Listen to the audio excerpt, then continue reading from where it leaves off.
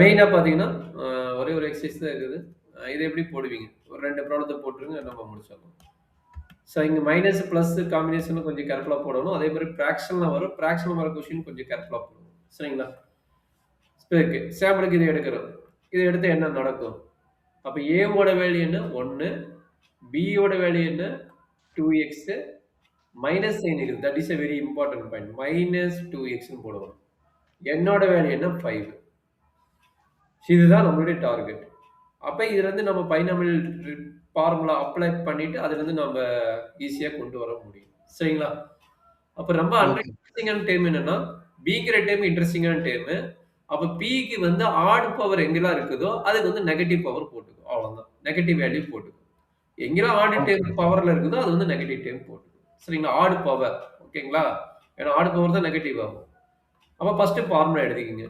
A plus B whole power n equal to A power n plus NC1 A power n minus 1 P power 1 plus NC2 A power n minus 2 P square plus NC3 A power n minus 3 P cube up to 5 time இருக்கனால நான் 5 வரைக்கும் எழுதிக்கிறேன்.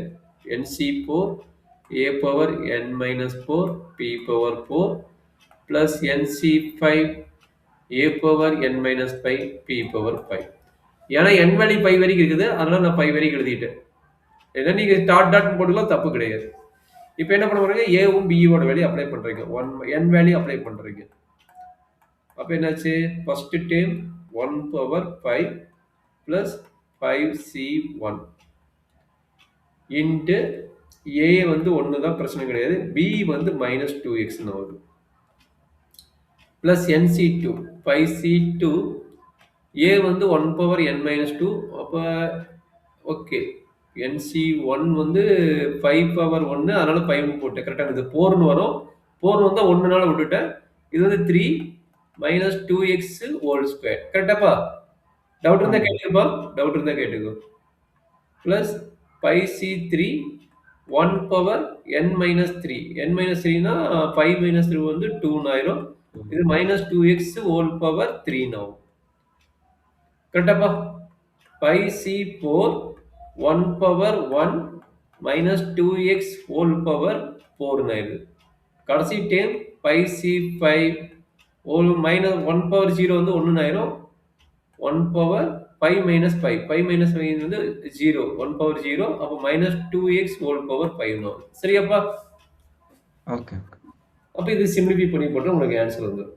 அப்போ என்ன ஆகும் 1 power 5 வந்து 5 5c1 வந்து 5 1 power 4 வந்து 1 மைனஸ் 2 இன்ட்டு எக்ஸ் 5c2 வந்து 10 1 பவர் 1 வந்து 1 இது வந்து 1 ஆயிரும் இதெல்லாம் 1 ஆயிரும் அதனால 1 ஆகிறது கட் பண்ணிட்டேன் இது எல்லாமே 1 தான் ஆகும் அதனால கட் பண்ணிட்டேன் மைனஸ் 2 பவர் 2 வந்து பிளஸ் 4 எக்ஸ் ஸ்கொயர் ஆகும் 5c2ஓட வேல்யூ 10 மைனஸ் 2 கியூப் வந்து மைனஸ் 8 இன்ட்டு எக்ஸ் கியூப் எழுதிட்டேன் அதே மாதிரி 5c4 வந்து 5 மைனஸ் 2 பவர் 4 வந்து 16 எக்ஸ் பவர் 4னு போட்டுட்டேன் அடுத்தது ப்ளஸ் 5c5ஓட வேல்யூ வந்து 1 பட் மைனஸ் 2 பவர் 5 வந்து மைனஸ் 32 இன்ட்டு எக்ஸ் பவர் 5 ஆயிடுச்சு எக்ஸ் பவர் 5 ஆயிடுச்சு ஓகேவா அப்போ எகைன் இதை சிம்பிளிஃபை பண்ணிங்கன்னா 1 minus 2x whole power 5 equal to 1 minus 10x